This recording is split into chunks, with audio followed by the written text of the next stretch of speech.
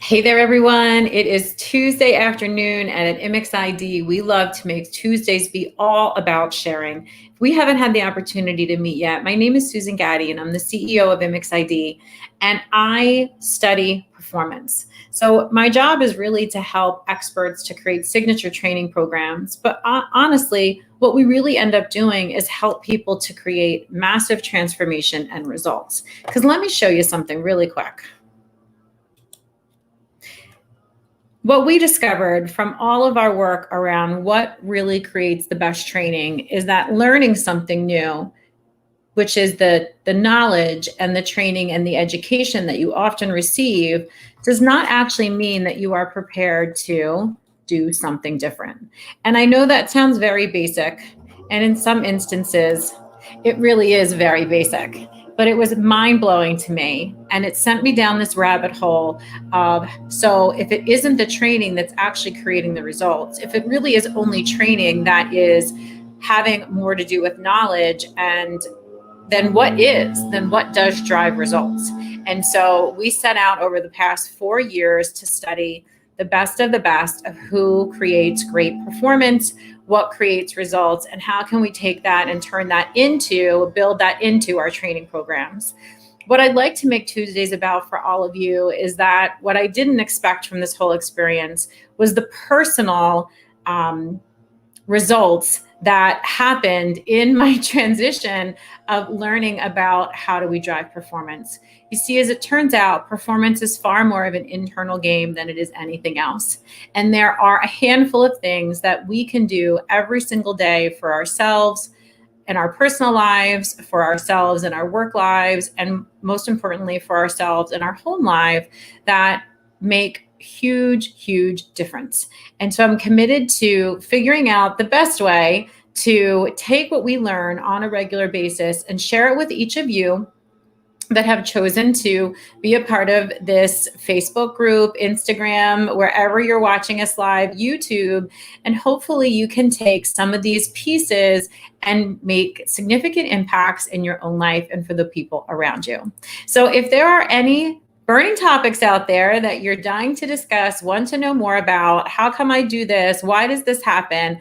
I can't tell you I'm the number one expert, but I can tell you that I am connected to someone who is. So I'm going to do my best to share the things that I know help me the most. And if there's things that you want to learn, I'm committed to bringing in other people that can help us do that as well. So today's episode is all about this concept of proof. And let me give you a little bit of a definition and how I see proof, because it's a little bit different, I think, than what most people think. Proof really gives us the power to believe in the possibility of what could be and challenges us to view our reality from a different perspective. And the best way that I can share this is to give you an example of a situation that happens, I think, in most of our homes on a regular basis. And let me just say it this way. It's always so much easier to recognize this in someone else than it is to recognize it in ourselves. But that's where it all begins. So performance is actually an internal game. And whatever you believe is, in essence, true. And let me give you an example. My daughter happens to believe that she's not the best when it comes to math. There's certainly a lot of proof that she could point to that would make that a true statement. She has chosen to take that on as her persona. Now, I use the word chosen because there's lots of other proof that she could choose to look at. She does get perfect papers. She does do very well in certain parts of math. And yes, it is true. There are other parts of math that are far more challenging than it is for other people. However, because she has chosen to believe that she's no longer good at math, she acts accordingly. And we had an incident, not an incident, but a really great story yesterday about there was a new section that they started in math. And of course, when you view things from your perspective and your belief is, I'm no good at math, as soon as something's brand new, guess what? You're no good at math. So as we started to sit down and go through everything, I couldn't even get to the point of helping her to grasp the new math concept simply because she was holding fast and tight to this belief that I'm no good at math. There's no way I can understand this. So we had to come up with proof. We went through a whole bunch of reasons as to why her view of her not being good at math was simply not true. And we were able to come up with 5 other reasons why that wasn't true. And as we were able to talk through those things, you could see her entire viewpoint and her entire personality change. And we were able to actually come to the table and start working on the math. And I'm thrilled to tell you that I was then able to reinforce all night long, see, you really are good at math. Now, I know this one time isn't going to change a perception completely, but it is a great example of how you choose to view something is exactly how you will experience it. And that the power to change your viewpoint is within your grasp. You simply have to look for proof, whether it's from within yourself or from within outside. So let me leave you with just 3 great suggestions for how you can help yourself to take on a new persona and decide that there really is proof that you can do something that you didn't think you could do before. So first is to stack your proof, and that's what we did with my daughter. So we certainly can very easily point to all the reasons that you can't, but what are all the reasons that you can? What are things that you've done in the past? And I'm just going to bring myself in here. What are things that you've done in the past? What have you done in other instances? And I'll give you a perfect example of one for myself. I have run a marathon, which is an extremely ridiculously hard thing to do, especially when you're not a lifelong runner. However, now whenever I sit down to do something that I think is just too hard, I have proof. Susan, if you can run a marathon, you can do this too.